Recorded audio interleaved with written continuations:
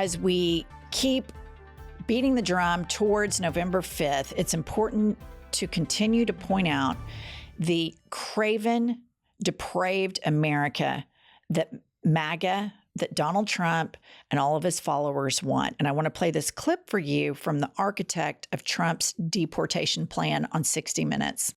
We have seen one estimate that says it would cost $88 billion to deport 1 million people a year. I don't know if that's accurate or not. Is that what American taxpayers should expect? What price do you put on national security? Is it worth it? Is there a way to carry out mass deportation without separating families? Of course there is. Families can be deported together. All right, so there you have it. Here's where you're going to have immigrants that have a child that is an American citizen. And this child only knows, being an American, only knows English, and this has been their only home. And they're going to deport them all together. And you heard the sociopathy in his voice, the lack of compassion. So, listener, this is who Trump is surrounding himself with. The Stephen Millers and this sociopath, Kevin Roberts, Project 2025, Looney Tune wackadoodle religious people like Moses Mike Johnson, the Speaker of the House. These are the worst people that America has to offer that are organized and plan on mass roundups.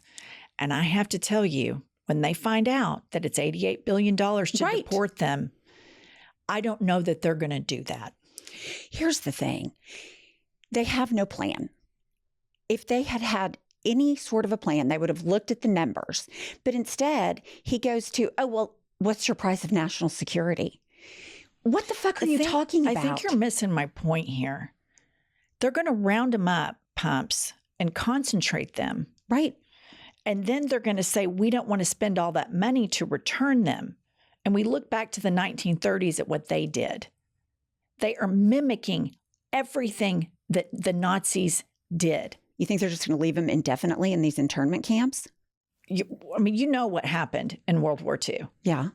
And so I just think when you look at the language and how they have used the Nazi playbook and the propaganda from the jump, from the moment he came down that escalator, and all he's done since then is anybody that provided a guardrail, he has shed. And then he has even more sociopaths surrounding him. I don't think it's hyperbolic to say at this point that they would have zero intentions of flying people back or deporting them out of here at the cost of $100 billion annually. And I think that that's the quiet part that we all know that they drum when you hear Stephen Miller talk about America's for Americans only. Donald Trump says these people are animals and they're vermin. They have bad genes. This is eerily, eerily, eerily familiar. Well, that's more terrifying than what I was even thinking. I mean, it's hard to argue that point. Okay. And the next clip up here, I want to make the point as to why Trump likes the poorly educated so much. Listen to this breakdown of the polling. All right, this is the Democratic margin among white college grads. Look, Hillary Clinton won him by 5 points.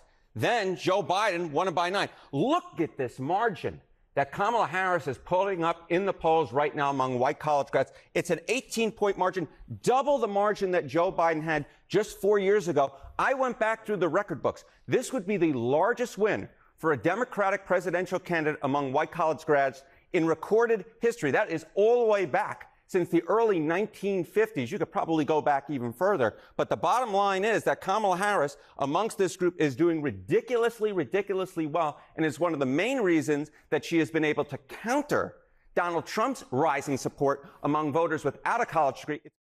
All right, I bring this up because I think it's fair to say that people that have studied history are educated and know about the dangers of fascism and know about what happened with fascism across Europe in the 1930s. And people that are students of this, that aren't black and white thinkers, know how dangerous this rhetoric is. And they see the playbook that MAGA has been playing, and they see the sycophants that Donald Trump has surrounded himself with, like that first clip we heard. The guy's a total sociopath. That would be a Trump advisor. Right. That was Trump's advisor when they separated the kids from the parents. That guy signed the order. That guy advised Trump. And so they want to do away with the Department of Education so that they can continue to push these ideas through, these sociopathic, evil, fascist ideas. What's interesting is now they're banning books. The Republicans are banning books to a large degree. They want to change how history is written so white people don't feel bad. And it's all in an effort to dumb down people so that they do not have the perspective from what has happened before. They will allow them to propel principles that hurt people, classes of people. It is shocking, but it's like a straight line. Yeah. People are dumb. They don't know history, so we won't teach them. We'll keep them dependent on us for information. Therefore, we can do whatever we want. Yes, I agree. All right. Now I want to jump to a clip, switching gears here, of Michelle Obama over the last few days has been on the campaign trail with Kamala Harris. And I love this Michelle Obama. Yes. She is so smart. And this is the fear of every MAGA person, is an educated, successful Black woman. That's right. And so let's hear from her. So I hope you'll forgive me if I'm a little frustrated that some of us are choosing to ignore Donald Trump's gross incompetence while asking Kamala to dazzle us at every turn. I hope that you'll forgive me if I'm a little angry that we are indifferent to his erratic behavior, his obvious mental decline, his history as a convicted felon, a known slumlord, a predator found liable for sexual abuse. All of this while we pick apart Kamala's answers from interviews that he doesn't even have the courage to do, y'all.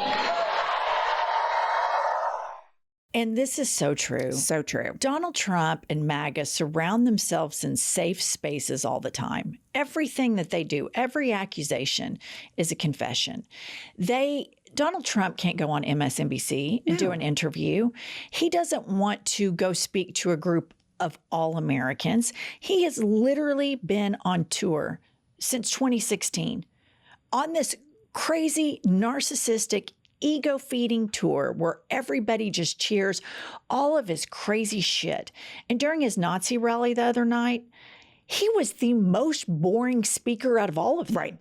You know, you can tell that this man is completely diminished, wildly uninteresting, and really not that talented of a speaker or politician because he's declined so much. But now he's surrounded by all of these crazy people. Kamala Harris goes out, knocks it out of the ballpark, left, right, and center. And they get so, like when I watched Fox News the other night, they're like, Kamala blew the campaign on The View, on her interview on The View. And I'm like, what reality do these people live in? Well, I think the reality is they don't live in reality. They create their own reality. And Donald Trump has been able to browbeat and bully people into submission because he is so mean and so hateful. And these people are like lambs to the slaughter. His followers are the people that he will hurt the most, full stop. It is unbelievable when I hear people say, well, I don't know enough about Kamala's policy. Donald Trump has no policies other than a Trump tariff to tax people that buy goods and subjugate women. That's his policy. Round up migrants. It is unbelievable, the double standard. It's not surprising because women have to work twice as hard and Black women have to work 10 times harder than that to be on the same playing field. I just want to push back on one thing. The uneducated white people that support him will get hurt, but not nearly as bad as poor, trans, Black, Latino, immigrant communities, members of the LGBTQ plus community. Those people are always at the bottom. Nobody advocates for them. except for people on the left. And they still feel passed over, and they still feel like nobody gives a shit about them. And his policies will hurt them more than any other administration ever has, and will turn the clock back on them and all of the progress that they've made in such a damaging, dangerous way that it's unconscionable to even think about. And they're actively planning it and salivating over the thought of it. And that's really abhorrent. It's really abhorrent that we live in this country that's so full of ideas and expression and freedom and industry and artistry and all of these cool things. And then in this is born in this where you can run for public office, that you can run with these crazy ideas and get this tens of millions of people that follow you and think all of it's a great idea because they were born into a system of racism. And it's in their DNA, and they don't have the critical thinking skills or the moral compass to get on the other side of it, because they genuinely believe that they are more human and they are more superior than minorities. And that is horrifically sad, but it's an age-old story of humanity. All right, I want to leave you with this clip of Kamala Harris responding to, let me start that part over. I want to leave you with this clip of that horrible racist comedian at the Nazi rally, and then split screen with Kamala Harris. They're both talking about Puerto Rico. You know, there's a lot going on. Like, I don't know if you guys know this, but there's literally a floating island of garbage in the middle of the ocean right now. Yeah, I think it's called Puerto Rico. Puerto Rico is home to some of the most talented, innovative, and ambitious people in our nation. And Puerto Ricans deserve a president who sees and invests in that strength. I will never forget what Donald Trump did and what he did not do when Puerto Rico needed a caring and a competent leader. He abandoned the island, tried to block aid after back-to-back devastating hurricanes, and offered nothing more than paper towels and insults. And now Donald Trump promises to be even more extreme, talking about using the military against his political enemies and being a dictator on day one. Puerto Ricans deserve better. As president, I will always fight for you and your families, and together we can turn the page and chart a new and a joyful way forward. So that got the attention of a lot of famous Puerto Ricans. And you have Jennifer Lopez, what's his name, Kelly? Bad Bunny. Bad Bunny. The rapper. And Ricky Martin. And enough is enough. Enough is enough. I believe that diversity has enriched this country and makes everybody's lives better. Absolutely. When you look at urban areas where you see big, strong Democratic strongholds, voting wise, it's because these people live with people from other races, and their life is better because of it. Their life is richer because of it. They're more tolerant. They're more empathetic.